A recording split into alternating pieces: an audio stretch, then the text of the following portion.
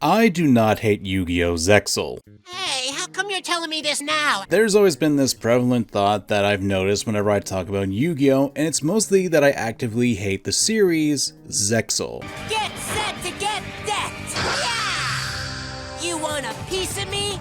Well, I'm gonna serve you the whole pie! This came to my attention more so last year when I dropped my video talking about the problems of Yu-Gi-Oh girls that was focused on the girls of Zexal in that one. And sure, I've made my jokes about Yugioh Zexal in the past, and I will admit that if you were to ask me to make a tier list of what Yu-Gi-Oh series I like, I would have to say that this incarnation is on the lower rung. Does this shock you? No, I'm cool. That's mostly because it takes a while for the show to get into the actual real juicy stuff. I guess what I'm saying is that it's not my favorite incarnation of Yu-Gi-Oh, but I don't outright hate it. If anything, considering that I have a lot of issues with the whole of Yu-Gi-Oh as a franchise, to the point where one of my editors wants to bloody shoot me if I make him another Yu-Gi-Oh video. No, I'm cool. I realize I don't pay my editors enough. Correct! But while I don't find Zexal to be my first choice when it comes to watching old school Yu-Gi-Oh anime, there are still some positives that I enjoy about the series. That was great. We really bonded just now. For example, while I'm not a huge fan of the main character Yuma, I do appreciate that they're taking a kid who's essentially got no skill at the game that he loves and slowly over the course of the series, transition him into at least a competent duelist, with sometimes with him stretching his own legs without the ghostly spirit of Astral helping him. I've had a better time sitting and watching paint dry.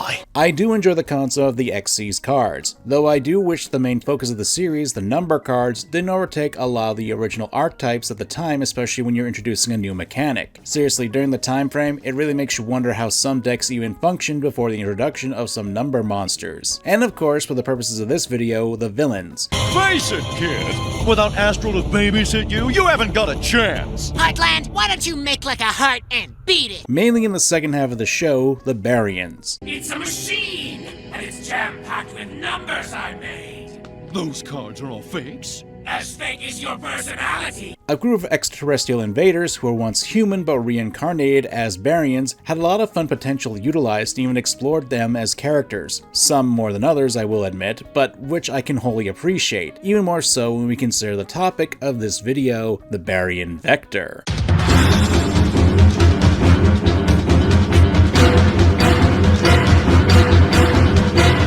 You don't survive, but I do! It's my time, kitty! While Vector isn't the big bad of Yugioh Zexal, he certainly is a villain I do appreciate because he does pull the strings of a lot of the events in it, even more so considering the series that he's from and how I'm not the biggest fan of Yugioh Zexal. You got some explaining to do. So let's get ready to high-five the sky and get ready to duel. It's time to talk about villains done right, Vector. I'm MangaKamen, and spoilers for Yugioh Zexal and Yu-Gi-Oh as a whole. Let's begin. Your move! Just know no matter what happens next, I'm going to win! Before we can actually talk about Vector, it's important to establish a few things about the Yu-Gi-Oh series, Zexal, basically its world and how it's structured, so that way we're all on the same page. If you don't care for a quick recap and just want to get to Vector as a character, well, thank you, YouTube chapters. So let's get some of the basic info out of the way. At the core of the conflict of Yugioh Zexal, there are two worlds that contain alien beings, Astral World and Baryon World. It's kinda hard to describe the two energy-based worlds, but for the purposes of this video, Astral World is a dimension counter to the Earth in Yugioh Zexal, and is a world that is without chaos, and when a human dies in the world of Zexal, they have the possibility of reincarnating in the Astral World as one of its people. As such, you could probably interpret the Astral World to be a form of heaven, especially since the prerequisite of getting reincarnated into the Astral World is to have a heart of purity and be noble. Though as a means to point, there's a system called ranking up, which would allow the Astral World to allow more people to get to a higher realm of existence. But there are two things that need to be done before that can happen. The first is to find the Numeron Code. It's a card that has the ability to warp reality, and as such, it's necessary to use in order to eliminate the second thing that's stopping the ranking up system, and that would be Baryon World. Baryon World is a branch off of the Astral World, where the denizens of the Baryon World used to be a part of the Astral World. But why did this happen, you may ask? Why was it disconnected? It's because the Baryons have the ability of chaos. According to the sources in the show, chaos is based upon negativity, like hatred and malice, and has the ability to corrupt those in the Astral World. So naturally, with the Numeron Code, the Astral World would want to eliminate the one thing that could potentially corrupt all of Astral World and its people, Baryon World. Now where does Vector fall into this? Well, that's where we get to his basic setup. Vector was once a human prince, born to a king who was a ruthless tyrant, willing to spill the blood of anyone to satisfy his warrior needs. However, years after his birth, Vector's father became ill, which put Vector in charge of the kingdom. And, shock of all shocks, he wanted to make peace with warring kingdoms. Yeah, I know, not what you were expecting, right? But unfortunately that didn't last long, because Vector's father wasn't happy with that decision and...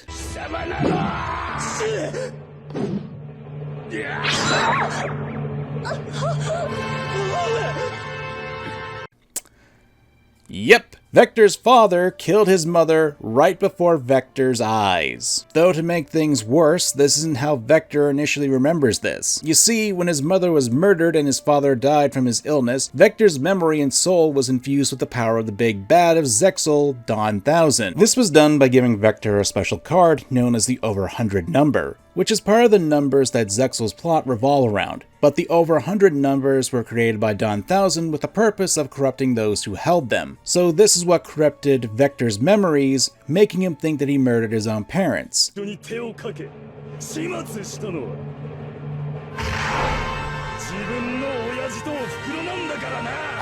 The grief as well as the alien energy pumped into him essentially turned Vector into an axe-crazy psychopath who was now in the position of a ruler and has essentially continued the war effort until he was killed. It was then that he was reincarnated as a Barian, though at the time, Vector had no memory of his past when this happened. He is also one of the leaders of the Barian world, part of the 7 Barian Emperors, and they have a collective goal of stopping the destruction of their world, Barian, even if they need to destroy Astral World in the process. In a sense, you can consider the Barians, including Vector, to be tragic villains, since not only because they're trying to protect their home from being destroyed by Astral World, but also due to the fact that their situation was warped by a greater entity, that being Dan-Da-Dann. Because not only did he take their reincarnated souls, it pretty much spelled out that he also messed with their past lives so they could die tragically and be filled with hatred at the time of their deaths, just so they can be reincarnated in Barian World instead of Astral World, just for Dan-Da-Dann to use. And thus, they were flung into a war with Astral World. Of course, that's to say that while Vector may have a tragic backstory, that doesn't mean he's a good person. I bet you're wondering what's about to happen. Well, let me tell you. Children who've never known peace have different values than children who've never known war. If anything, Vector loves the fact that he can be psychotic. Hell, he revels in being petty. That's quite the get-up! But it changes nothing! You can dress up any way you like, but you still won't win!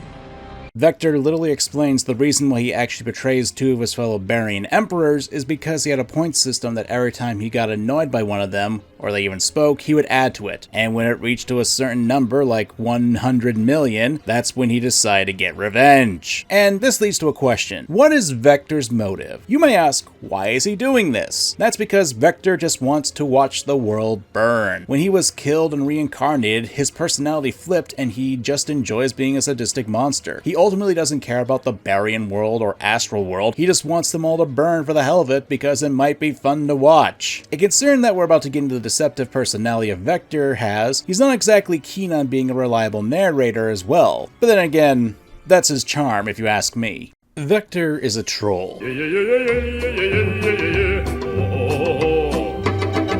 Now, I say this with all the love because Vector, while being the obvious bad guy and ultimately one of the driving forces of the plot, is effectively a trollish character. If you're not familiar with the term, a troll is a person who intentionally antagonizes with the express purpose of eliciting a response. And that's exactly what Vector is. He'll say and do anything in order to get what he wants. Sounds like your average YouTuber, even going to the point of capitalizing on characters' weaknesses. One of the prime examples would be the first season's major antagonist, Dr. Faker. When Dr. Faker was with 2 of his colleagues searching for a door that could lead to alternate dimensions, he consequently sacrificed both of his colleagues and was exposed to Vector. Dr. Faker was attempting to find a way to keep his younger son, Haruto, alive. Since young, Haruto was born with a weak body, and with his powers as a Barian, Vector was able to keep Haruto alive. Of course, there was a catch. catch. Dr. Faker had to find a way to destroy Astral World for Vector to keep Haruto healed, and if Dr. Faker failed, Vector would take away Haruto. So we've already got the makings of a villain who's willing to exploit other people's weaknesses for his own ends, essentially having Dr. Faker do his dirty work of attacking Astral World with the high hopes of destroying the entirety of the opposing world. But that's the only thing that Vector had Faker do. Hell, Dr. Faker had to go after the emissary of the Astral World, Astral. Yeah, I know, it's confusing when you say it right after each other. But back on point, Dr. Faker was attempting to get the number cards, which were parts of Astral's power and memory scattered all over the world. And with them,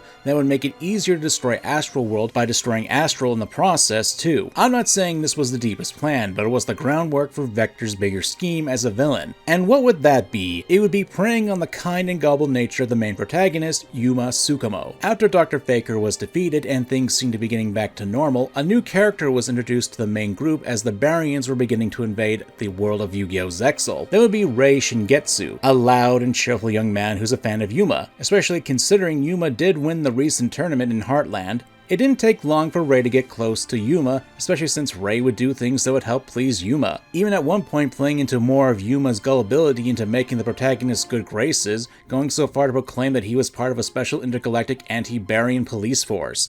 You got some explaining to do. I'm with the Baryon Cosmic Crime Unit. Hang on, Ray. Did you say the B word? The Baryon Cosmic Crime Unit, and eventually led to solidifying his plan to create a big attack. As a means of trust, Rei gave Yuma 5 specific cards, the V cards.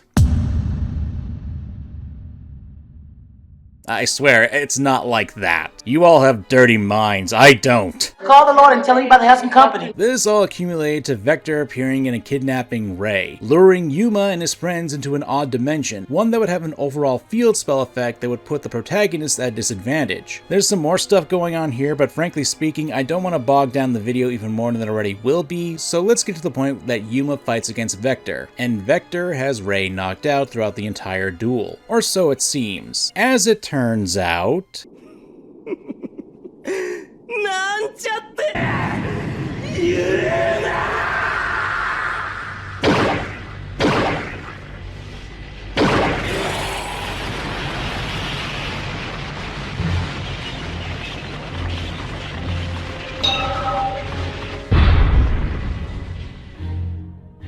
Yep. Rei was actually Vector. Vector was disguising himself as Rei for quite some time in the show, having a clone of himself going around to be in 2 places at once. He did this to get close to Yuma, gain his trust, and sabotage him so he could defeat Yuma and Astral.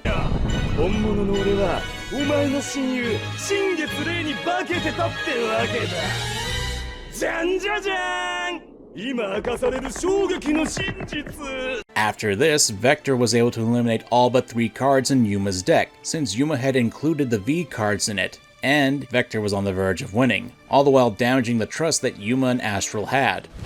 Emotional damage! On a side note, I want to point out that Vector's voice actor in both the English and original Japanese really sell how insane the character is. The real Ray? You mean you still don't get it? I'm Vector, and I'm your little friend Ray, too. And fun fact, Vector's Japanese voice actor also voiced...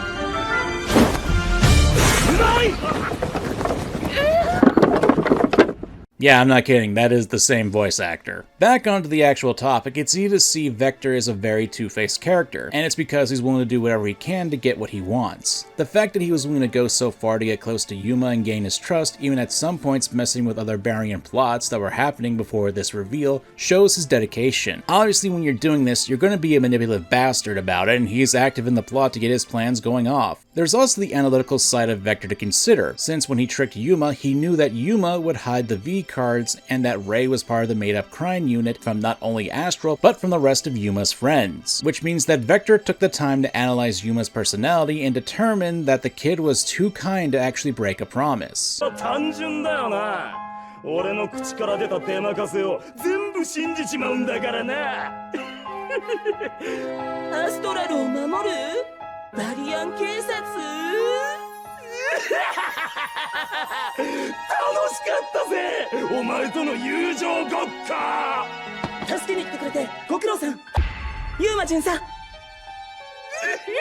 And this will lead into something that I honestly didn't plan to bring up, but it's necessary to do so considering the type of villain that Vector is. So, here we go. If I was down there and one of them brushed against my skin, my power sapping touch would leave him with a nasty hangover. Any worthwhile man would gladly suffer.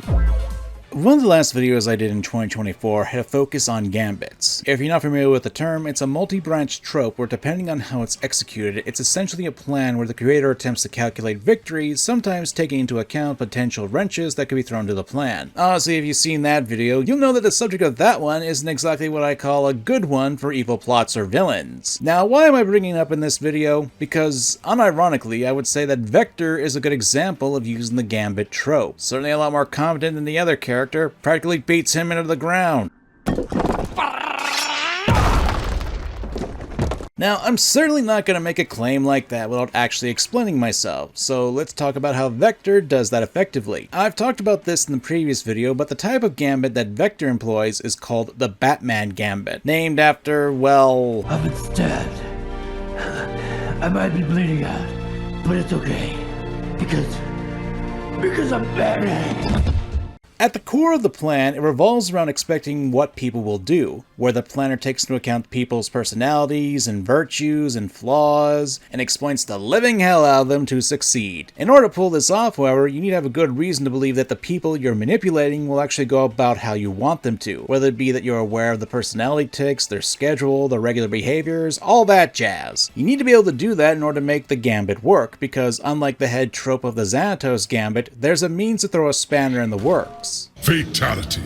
Because let's consider the following with Vector's plan. There are plenty of ways that his major plan before his reveal could have gone wrong. If Yuma didn't include the 5 V cards in his deck, Vector wouldn't have been able to mill most of Yuma's cards, and leave him with a lot less resources. Or if Yuma had told Astral about the Barian police force, then the bond between Yuma and Astral wouldn't have become strained and almost lost them the duel. Those are the 2 bigger spanners that could have been thrown into the mix to stop Vector's plan, and normally that would be an issue for me to bring up. But you need to remember something, and that's about our main character, Yuma. Yuma is essentially the living embodiment of another trope, the power of friendship. Throughout most of the series of Zexal, Yuma is shown to really cherish his friends and is willing to go above and beyond for them, being able to become friends with almost anyone. Like Astral, who started off as a stoic and emotionless person who would often analyze Yuma's behavior with snark. You start listening to me for some dueling advice, Yuma. Not later. Now. Can I at least get a please? Stop making dumb mistakes, please. Or Shark, who was a delinquent and Yuma constantly went out of his way to help him no matter what. That's the lamest strategy I've ever heard, but that's what I like about you. And many others. It's a core element of Yuma's character, and something that the series has demonstrated numerous times. I've been holding in the biggest friendship speech of my life, and now you're going to listen to it. And that's why friendship is the best thing ever. It's not that deep of a character analysis of Yuma, but something that almost anyone can pick up on because Yuma tends to wear his emotions on his sleeve and be very honest, even to a fault. Mr. Goody Two-Shoes, Mr. Goody Two-Shoes. And that's something that Vector exploits the living hell out of. He personally disguised himself as Ray for a good chunk of the second half of Yugioh Zexal, pretending to be Yuma's friend, studying the kid, and how he acts with his personality, learning all he could, and even at times testing the waters to see how his friendship with Yuma would go. Honestly speaking, it shows dedication even if it was done in a roundabout way. And it shows that the Batman Gambit would work, because not only was he able to exploit the trust and friendship that Yuma cherishes, but at the same time he was even able to plant the seeds of doubt within Astral as well and make their friendship break. 本当にユーマと一つになれるのか? お前は今、心の底からユーマを信じているのか? 疑っているんじゃないのか? お前に嘘をついていたユーマのことを自分の心の奥底までよーく覗いてみるんだ。よーくな。Because while Vector did indeed trick Yuma into believing these things, he didn't force Yuma into do anything. It was all playing into Yuma's behavior, not only as a friend, but as a person. Vector didn't make Yuma lie to Astral, that was all on Yuma. If you really want to think about it, Vector as a character and personality actively flies in the face of the core element of Yu-Gi-Oh! I just brought up the power of friendship as something that defines Yuma as a character, but that same power is at the very center of Yu-Gi-Oh's core message. Hell, if you go back to the first episode of the anime that came out... What gives, Taya? It's a symbol of our friendship, so when Yugi's dueling, no matter how tough it gets, he'll know that he's not alone. We're all right there with him. Yu-Gi-Oh! GX and 5Ds before Zexal also had elements of friendships and bonds that were being used in their writing. In Yu-Gi-Oh! GX, Judai was willing to do whatever it took to find his friend Johan when he was lost in the other worlds. And in 5Ds, bonds being especially important with its writing, especially with Yusei Fudo, its main character. So when you really look at Vector and how he was willing to play into that concept of friendship, and then exploit it just for his evil plan to go into action, it really plays in the concept by inverting it. Because when you get down to it, there are times in our lives when we do want to trust people and believe that they are our friends. But sometimes they're just being your friend because they want to use you for something. This isn't outside the realm of possibility, and the fact that Zexal was able to really dive into this aspect of Vector and even tie it into the evil plot and make it work, it does add a bit more believability to his schemes and makes him all the more entertaining. Yes, it was done in a roundabout way, but that was done in service to the Batman's Gambit that Vector was trying to pull off. There were ways that his plan could have been foiled, but they weren't because Vector actually took the time to understand Yuma as a character and see how it could be weaponized against the protagonist. That's how you actually make a mastermind of a villain. You can say that Vector is underhanded for doing this, and he'd probably laugh in your face because that's the point. He's a bad guy. He's not meant to be bound by honor, and he'll stoop down to any low if it means he can fulfill his goals. But he certainly isn't dumb about it. Hell, if it wasn't for a last-minute miracle in transforming a card into another one, Vector would have actually been successful against Yuma and Astral. Then again, if he had used his previous Xyz monster's effect, 104 Masquerade, which has the ability to mill one card from his opponent's deck once per turn, Yuma only had one card left in his deck at the time. Vector would have won due to deck out. But considering that Vector is also a sadist, and he knew that last card in Yuma's deck was a specific card, and he had a counter that would put Yuma through even deeper of despair, けどよ、てめえに最後に残った希望とやらはあのカードなんだぜ。お前と新月の友情の証のな。 It works, I guess. Then again, you can't really plan that your opponent will instantly transform their last card that magically solves all the problems that would stop them from losing. And really, Vector did take a lot into account for his plan and did the legwork to make sure that he could rely on Yuma being Yuma. That's how you make the Batman Gambit really work in this regard, because it's reliant on your target being predictive so you can plan around their personalities. And we are back. And normally when I talk about villains, I love to talk about how they act as a foil for the main character. And certainly Vector is a foil to Yuma. Yuma values friendship to the point where he's gullible to a fault. Meanwhile, Vector, he doesn't. In fact, he'll use friendship as a means to attack others or to get advantage, as I demonstrated with Yuma and Astral. But even amongst other Barians, Vector doesn't trust them and he gets annoyed by them. You don't trust anybody, that's your problem. And the feeling's mutual, because he's not a very life character in universe for very good reason. The guy's a bit of a backstabber, and because of that, even the other Barians, well, they don't like him. Hell, when Dr. Faker failed, the other Barians said he was dead because he disappeared and actively attacked Vector when he showed up.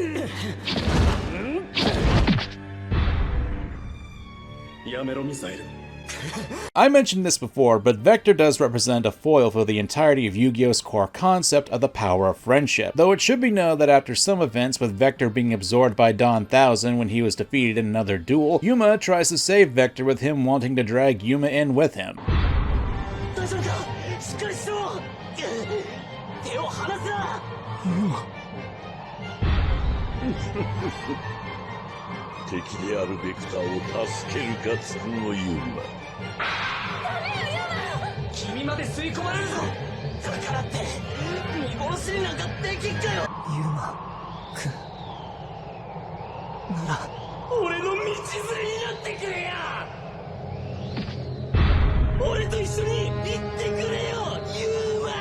Even in his final moments, Vector is willing to take advantage of the friendship offered to him just to screw someone else over.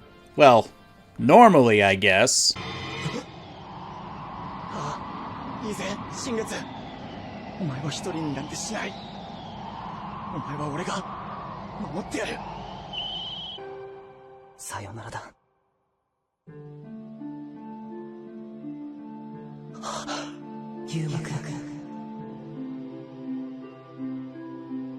Goes to show that even the darkest of souls can have a speck of light within them. Like Batman. Still, the guy for the most part was being a bit of a troll that was willing to use others' friendship as a weapon against them, and even warp the thoughts of trust between others. Of course, this leads to another aspect about not only Vector, but Yugioh Zexal as well, and that's because Zexal is almost an homage to the original Yugioh series. Of course, there are big differences, but there are a number of other parallels to the original Yu-Gi-Oh! One only needs to look at the main protags of Yuma and Astral, with not only the spirit acting as a guide to the kid who has a mysterious artifact, but also doing what they can to find the memories of the spirit to help. In this case, the numbers in Zexal also have elements of Astral's memories. Kinda sounds familiar of Yugi and the Pharaoh, doesn't it? Am I right? Shark is an ex-Z of Joey, who, if you don't know initially, were both bullies to the protagonist and both stole the artifacts that the protags cherished at one point before becoming friends. Yeah, there's obviously a spin here, but that's the point of homages, where they take the original concept that was placed in Yu-Gi-Oh! Duel Monsters and give it a twist. Even the tournament arc in Yugioh Zexal, the World Duel Carnival, also had a bit of a fusion between Duelist Kingdom and Battle City with its element and plot. Now, I bring this up because Vector himself is also an homage and even a direct counterpart with the main villain of Yu-Gi-Oh! Duel Monsters, Bakura.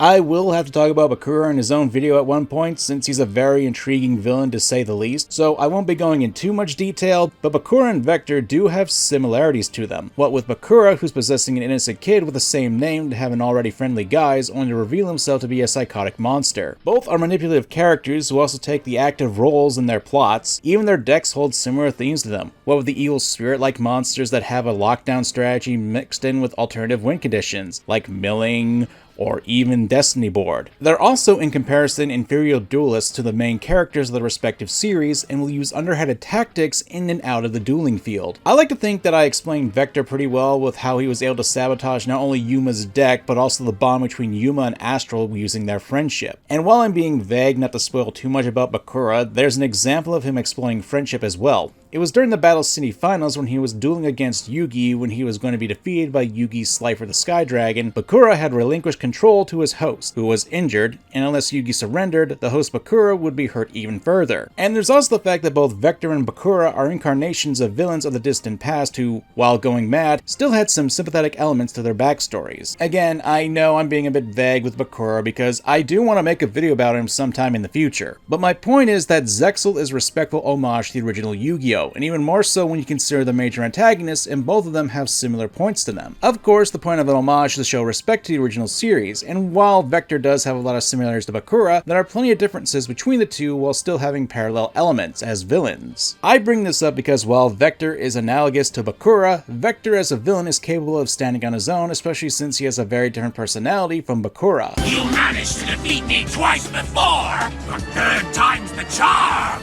You don't stand a chance now, and really, you never— You're the one who doesn't stand a chance! I wasn't finished! He's hell of a lot more petty than Bakura, that's for sure, and that makes Vector not only his own character, but a lot more entertaining as a villain. Vector is probably one of the more amusing villains in Yu-Gi-Oh! And it isn't because of his motives, but rather it's because of his backstory, his personality, and the fact that he can actually be intelligent with his roundabout plans, and of course, his presentation. Though I will say that Zexal still is my favorite incarnation of Yu-Gi-Oh! That doesn't mean I don't appreciate the finer things about the series, with Vector being one of them. As a villain, I find Vector to be the best of both worlds when it comes to evil characters. He's not dumb, for the most part, and he's got personality. One of the biggest factors being that he was going so far to mess with Yuma to defeat him, and when he made that reveal to the characters and Yuma, it was a defining moment for the character and the story. It was when this happened that really charmed me to Zexal, even though I don't find it to be the best of the Yu-Gi-Oh! Series. Because while there was some build up for Vector and gave a little bit of foreshadowing with Ray, the fact that Vector was able to flip the entire core of not only the main character's friendship drive, but the driving element of the entirety of what makes Yu-Gi-Oh! Yu-Gi-Oh! Makes him a memorable villain to me. Do I have my criticism of Yu-Gi-Oh! Zexal? Of course I do, but to me, Vector will probably be one of my favorite villains of the Yu-Gi-Oh! Series because of his subversion of the core theme, but also because he was an effective villain. Someone who was able to go so far to get what he wanted, twisting whatever he could in order to get ahead and be relatively successful, only to be stopped by a miracle? Well, that's a quirk of the writing. That doesn't mean that Vector wasn't an effective villain. There's a lot more to the character that I didn't go over because not only do I want you guys to actually come to your own conclusion by watching the character himself in his own show, but I actually don't want to spoil everything about the character either. That's really a testament to how much respect as a villain I have for Vector's character. And don't get it twisted, I'm not saying Vector is the only positive for Yugioh Zexal, nor do I think that he's my favorite villain of all time. I just think he's a great villain though. But I have my own personal blend of villains that I enjoy, and Vector is kind of one of them, I guess. But what do you guys think? Do you think Vector's a good villain, or do you think I'm making him out to be better than he actually is? Let me know down below, and if you enjoyed the video, be sure to leave a comment saying, Yuma! And if we manage to get 5k likes in this video, I'll focus on a video on Bakura or another Yu-Gi-Oh villain, I don't know. I hear the Shadow Realm's lovely this time of year. Let's find out if it's true! In any case, I'm MangaKamen, and thanks for watching. Later!